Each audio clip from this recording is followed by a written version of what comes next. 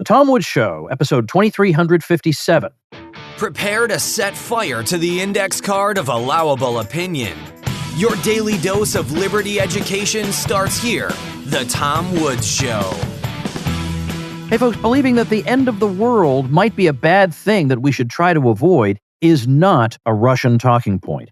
But if we are going to avoid World War III, it's important for Americans to understand what's been left out of the CIA's narrative about Russia and Ukraine. Coming to the rescue here is my brand new free ebook, Your Facebook Friends Are Wrong About Ukraine. Pick it up at wrongaboutukraine.com. Hey everybody, Tom Woods here. I am delighted to welcome back to the show our friend Jacob Huebert. He is the author of the really outstanding book, Libertarianism Today, that gets into sort of the who, but also the what and the why of libertarianism and some of the controversies that exist within it. It's a really, really well done overview. But I want to talk to him today in his capacity as president of the Liberty Justice Center, which fights in the courts on behalf of causes that you and I believe in. As a matter of fact, Jacob, can you take a minute to describe, before we get into the specific kind of case we want to talk about today, what precisely the Liberty Justice Center does? Yeah, we're a public interest law firm. That means we're a nonprofit. We represent all of our clients for free, and we sue the government over all kinds of bad things it does. First and foremost, I think we focus on free speech. We've done a lot in that area, but we also litigate on educational freedom, on property rights, and in the COVID era, fighting back against all the nonsense there, including the federal mandates where we've had a lot of success. And a lot of organizations like ours pick a few topics and like a few legal issues within those topics, and they just focus on those for decades and don't really change. And that has worked well for some of them, but we're a little more flexible in that we're always looking for sort of the latest and greatest threats to liberty and thinking about what we can do to jump in and protect people's rights. It's really great. I mean, what a great way to combine both something that you love and something that you're really good at, to be able to put that at the service of a cause you believe in. That's a privilege, really. It's a gift that you've been given, that you're able to do that with your life. So let's talk about one issue in particular, very specific one that is coming out of California, and that has to do with, it's Assembly Bill 2098 that makes life, let's just say, very difficult for doctors who dissent from whatever the existing consensus is. Now, I don't know if is it exclusively COVID related, or is it anything where you might disagree with the quote unquote medical consensus?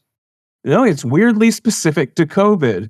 Last summer, the California General Assembly passed this law that says that if a doctor gives misinformation to a patient about COVID, that doctor can be disciplined by the state and even have his or her license revoked by the state. And it is specific to COVID. And you might ask, well, what's misinformation? What counts as misinformation under this law? Well, the law says that's anything that goes against the contemporary scientific consensus. And that might make you wonder, well, how do you know what that is? And indeed, who does know what that is? Because the official consensus on so many issues related to COVID has changed over and over. And as a result of this, you have doctors in California who don't know what they can and can't say to their patients if they want to avoid risking their license. Yeah, so they can have their licenses revoked if it's discovered that they gave some medical advice or said something that runs against, as you say, the consensus. And the consensus, as you're indicating, the very concept, the word itself should almost send a shiver up your spine after what we've been subjected to for the past 3 years, because yesterday's misinformation is today's consensus, and vice versa. I mean, from the very beginning, when we were told that New York City needed 40,000 ventilators, and then one doctor made an amateur video saying, at his house, saying, I actually think that the ventilators are counterproductive. And suddenly it turned out that, oh yeah, we don't need 40,000 ventilators because the ventilators are actually causing a lot of the problem. So that quote unquote consensus went out the window just like that. So you would think if we were dealing with reasonable people who are actually dedicated to health and to the well-being of others, that they would take an open-minded approach. They would say, obviously, with something like this, it's been quite elusive.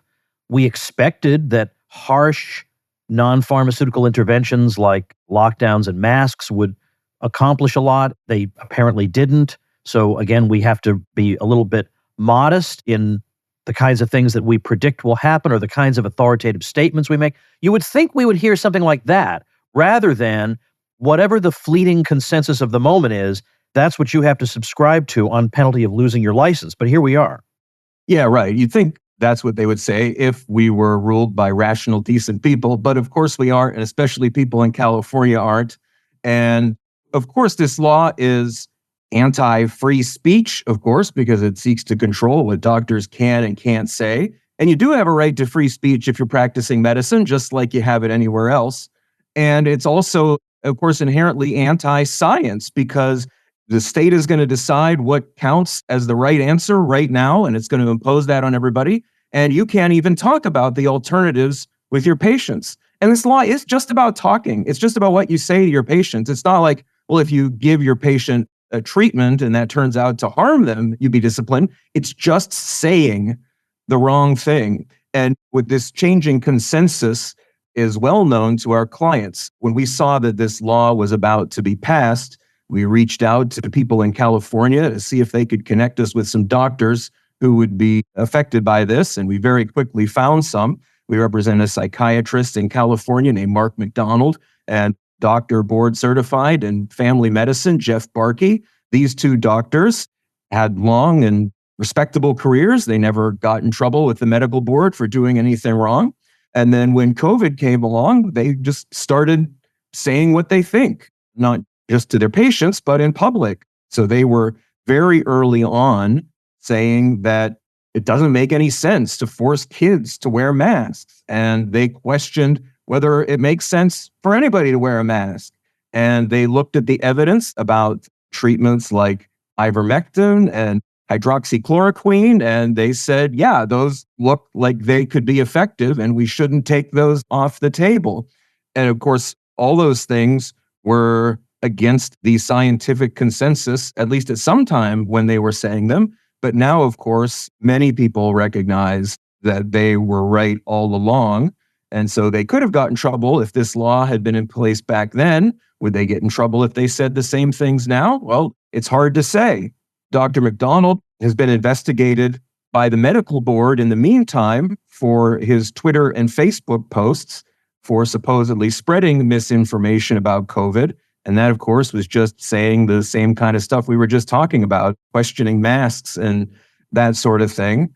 And so these doctors are in a really difficult position now if they want to be able to give patients their honest advice. And of course, it's not just these two who represent in these lawsuits. We've heard from many, many doctors across California who are very concerned about this. Some of them thinking about just picking up and moving to another state because it's essentially impossible right now for them to practice medicine the way that they believe they should in California. And of course, patients in California are harmed by this too because they can't go to their doctor and get their doctor's best honest advice.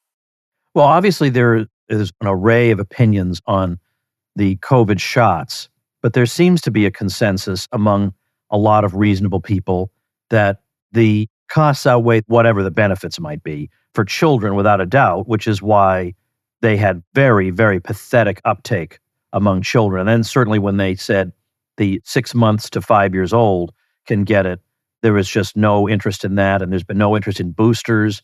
Again, there's no evidence that boosters are doing any good or would be a net benefit. But yet, in spite of that, I wonder if this law means that your doctor needs to tell you that it's urgent for your 7-year-old to get this shot. Yeah, it wouldn't surprise me given what we see from official entities even now saying that it's important for young children to get vaccines and boosters. And I should add to these doctors' credits, they at the outset also were questioning whether these vaccines would be either safe or effective at all. So, first of all, when is the court date for this? So a federal court, a trial court in California, first heard this case and it rejected our First Amendment claim. And it's hard for me to even explain why, because of course it makes no sense to say that this doesn't affect doctors' free speech rights. But the federal trial court judge, relatively recently appointed to the bench, said there's no speech issue here. You can regulate how doctors treat their patients, and that's fine. So now we've appealed that to the U.S. Court of Appeals for the Ninth Circuit, and they're going to hear arguments in this case on July 17th.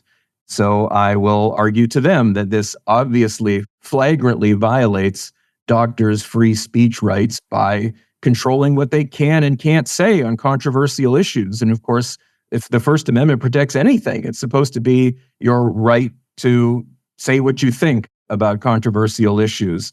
And so the claim is really strong, and you never know what judges you're going to get in the Ninth Circuit or anywhere else. But I think there's cause to be optimistic here because this law is just so obviously wrong. Well, here's a probably dumb question about lawyers and courts and cases like this. If I were having a debate, let's say at Gene Epstein's Soho Forum, I wouldn't really want the other side to have, let's say, my opening statement in advance. I would want to surprise them a little bit with my opening statement.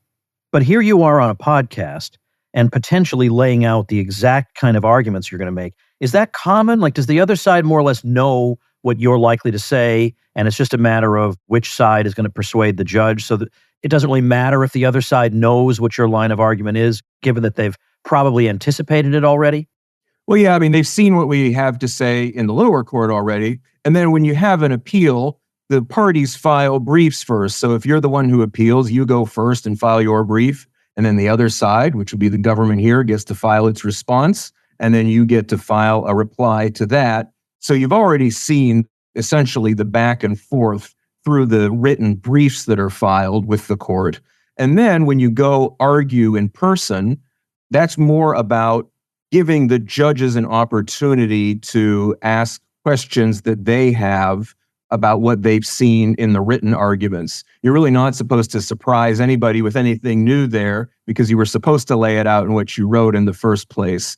And yeah, I don't mind going on podcasts or the media and talking about all this because I think we're right. It's very straightforward, the First Amendment argument here. It shouldn't be surprising to anybody.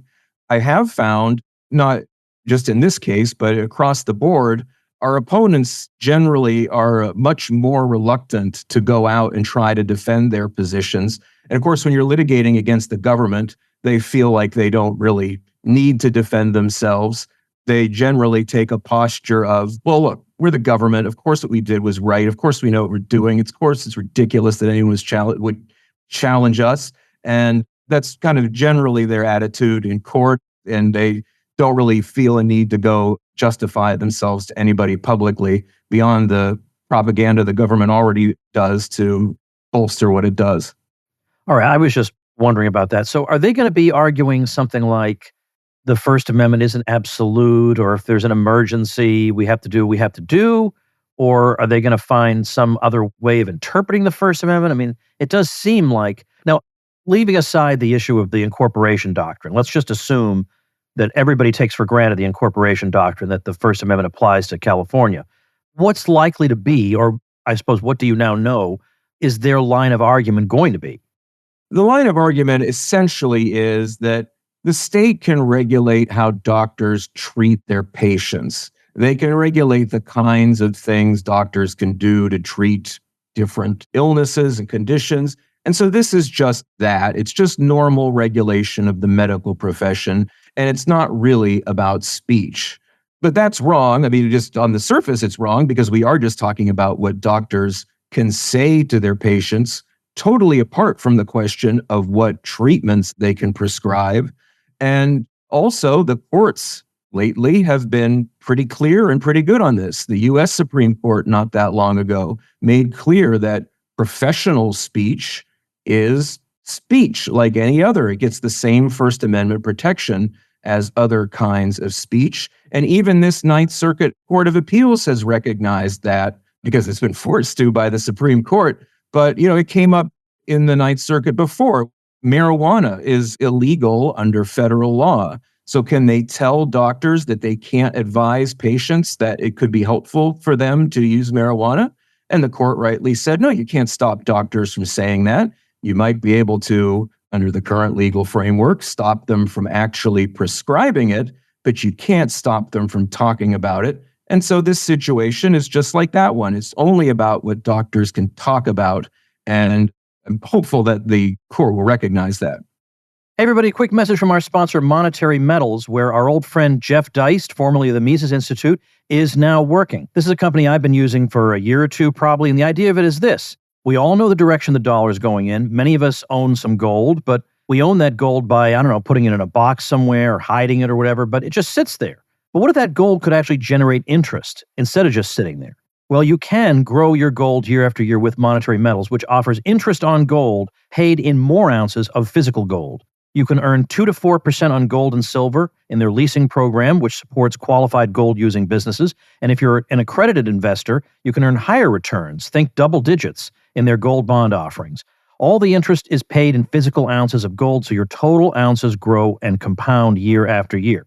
So over a 10-year period, 2.5 annual, 100 ounces becomes 128. At 3%, 100 ounces becomes 134. At 4%, 100 ounces becomes 148 ounces. You get the idea. They've been at this for 7 years now. As I say, Jeff Deist recently joined forces with them, and their vice president of relationships, Addison Quayle, has been a guest on the Tom Woods Show. He's been a guest in my home. I've seen him for years and years at all kinds of libertarian conferences. These are all our people doing something really, really creative and important. So start saving and earning in gold. Go to monetary-metals.com/woods to learn more about how to get started with your account. That's monetary-metals.com/woods. Let's go back to the issue of the mandates, the vaccine mandates that were imposed on companies with 100 employees, at least.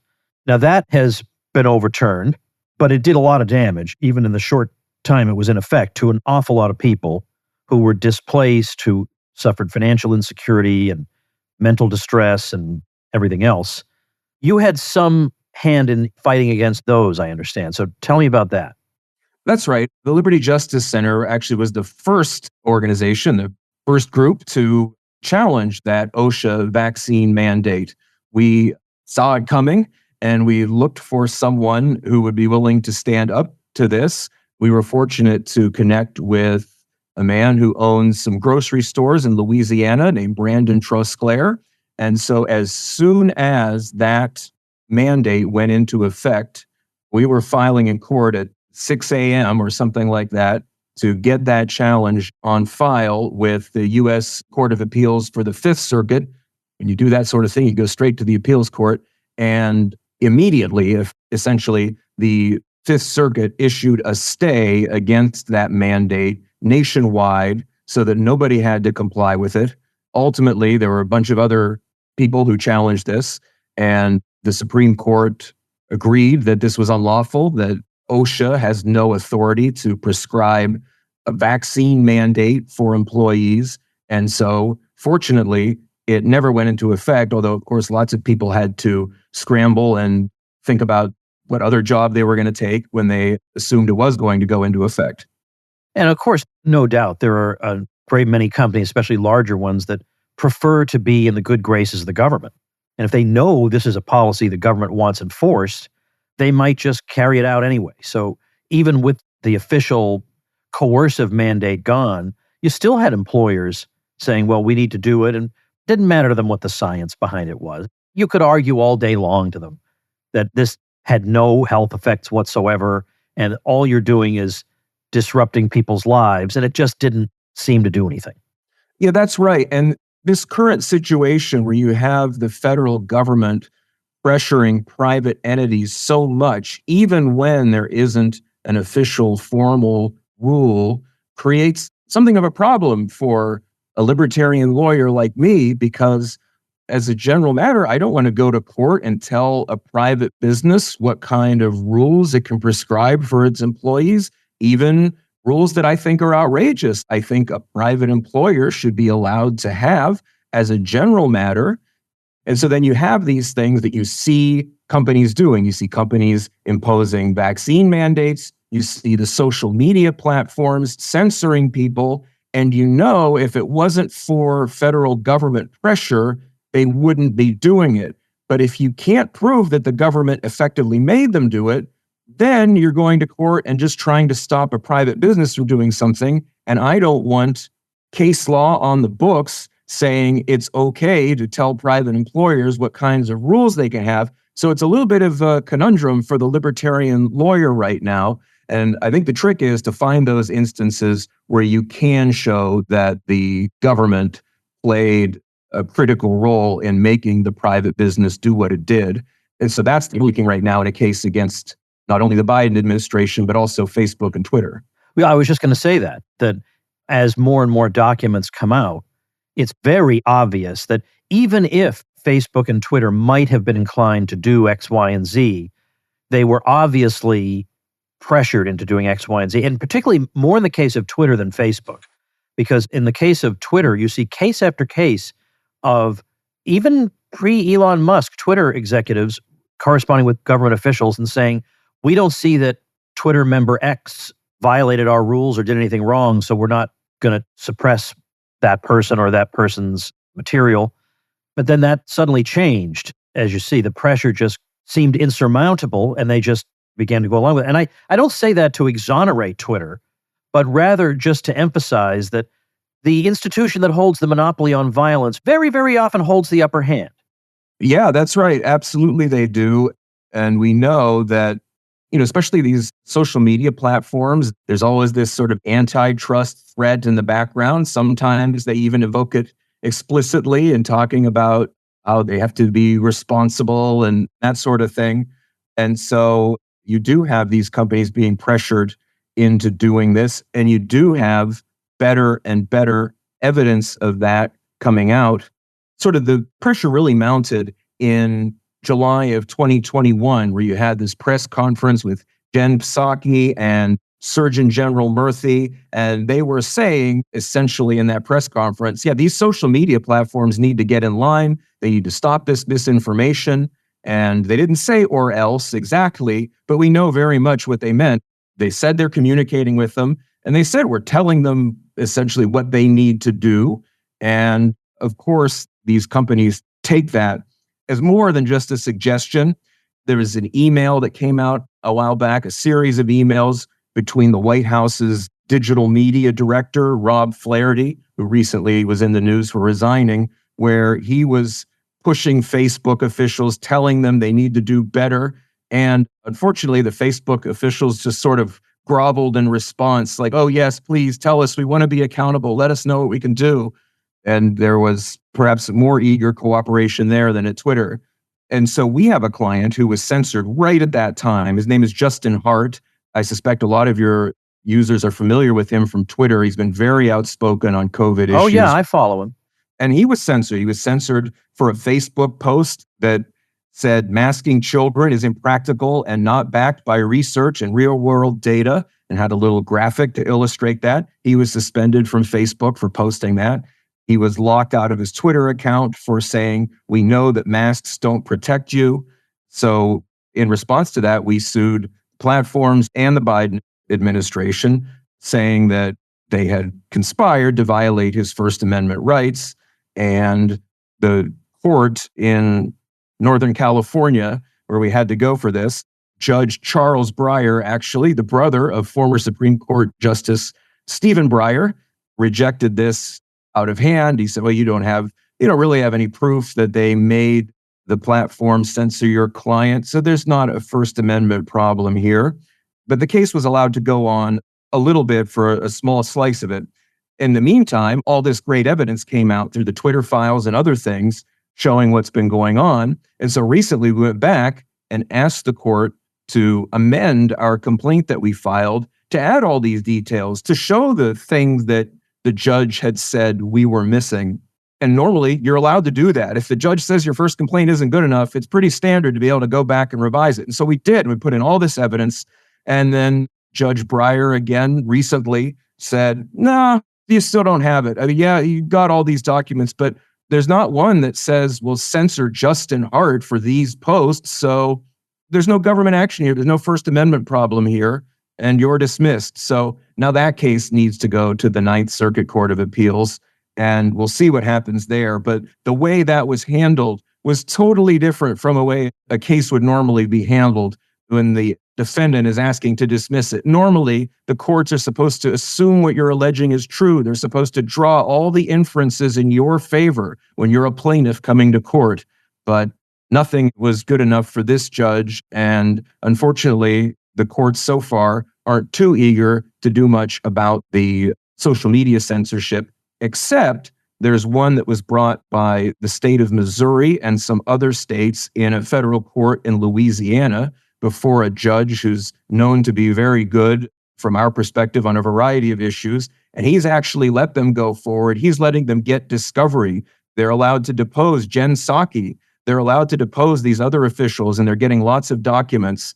And so I'm hopeful that case will have so much evidence and then go through relatively favorable courts on the way that if our case doesn't get to the Supreme Court, that one will, and we'll have a court decision that will say that this kind of censorship, this kind of pressure to censor can't happen again. Jacob, what were you doing legally before the current center that you run? Well, out of law school, I clerked for a U.S. Court of Appeals judge for a year. Then I went and worked for an ordinary sort of large law firm for a few years, doing the kinds of things that are typically done there, commercial disputes between businesses, that sort of thing. But then I moved to Chicago, where our headquarters has been, although we're all over the country. I'm in Austin, Texas. Our lawyers are all over the place. But I moved there, and I happened to hear one of the founders of our organization saying they were going to start it. And it sounded really good to me. So I talked to him and was there starting in 2011. And I've been doing this sort of work ever since. I went and worked for another organization that does similar stuff called the Goldwater Institute for a few years before coming back to the Liberty Justice Center to be its president last year. And you made a great point at the beginning about how lucky I am to be doing this, because that other work that I did was boring. Like, who cares between two businesses who gets a bunch of money? You don't inherently care about that. If you're a lawyer, you're supposed to be zealous for your client and kind of buy into what you're doing. But of course, you don't inherently care about this. But this kind of work, I would care about whether I was a lawyer on it or not. So it's much more fun and much more rewarding than any other kind of legal work that I know. And we're very lucky to have generous supporters who make it all possible. Well, I was going to get to that in just a minute, but I was asking because I wanted to know if you were with, as you say, one of these big firms at the time the mandates came out and whether you were subject to them. No, fortunately, that was a long time ago. It was before mandates. It was before the big law firms were making people put pronouns in their signatures. I missed a lot of the bad stuff that people have had to deal with in recent years at the major law firms. Well, so here's the other thing. To start a public interest law firm, obviously you need money. You have to be paid by somebody. I mean, I'm wondering, how do you overcome the obstacle of starting from zero and getting to a point where you can fund the salaries and expenses that your attorneys have?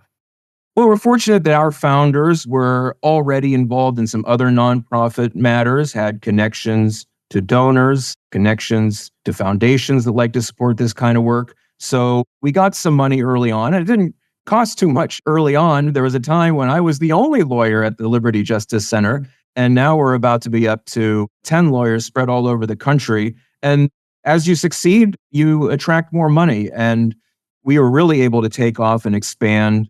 In 2018, we won a Supreme Court case called Janus versus AFSCME, where the Supreme Court said that governments can't force their employees to pay fees to a government union, and that violates the First Amendment. And when we did that, our profile was much elevated, and we were in a position to go enforce and expand that decision across the country. And then once we were all over the place, just jump into whatever we wanted all over the country. And so we've been fortunate that we've attracted more money and great talent to go along with it. Well, that's tremendous. So what's the website? The website is libertyjusticecenter.org. You can also check us out on Twitter, and you could also check me out on Twitter to see the latest about all that we're doing. I'll put the Twitter accounts that you mentioned, I'll put them up at tomwoods.com/2357 along with your website, where I assume there's an opportunity for people, if they believe in your mission, to make a contribution. Absolutely. You can make a contribution. It would be much appreciated. Been very pleased to see when we jumped into this case about the doctors in particular, we just had a flood of support from people, doctors and patients in California who wanted to see that happen. And so, yes, if you would like to help us continue this work, you can do that there, and we greatly appreciate it. Excellent. Okay. Well, best of luck. I'll be following this very closely and with a great deal of interest. So maybe there'd be a possibility you could come back on and talk about how it went. Yeah, hopefully I can come back and tell you we won. Yeah, we really want to hear that. Come on back and tell us that you won. All right. That's just wonderful that you're out there doing this. We've known each other for a while in this movement here and there. And to see you involved in such high profile cases is really a thrill for me. I'm really, really glad for you and for everybody that somebody of your talents is engaged in this kind of work. So thank you very much. Oh, thank you, Tom, for saying it. I appreciate it, and I appreciate you having me on. And thank you, ladies and gentlemen. Become a smarter libertarian in just 30 minutes a day. Visit tomwoods.com to subscribe to the show for free, and we'll see you next time. Like the sound of The Tom Woods Show? My audio production is provided by Podsworth Media. Check them out at podsworth.com.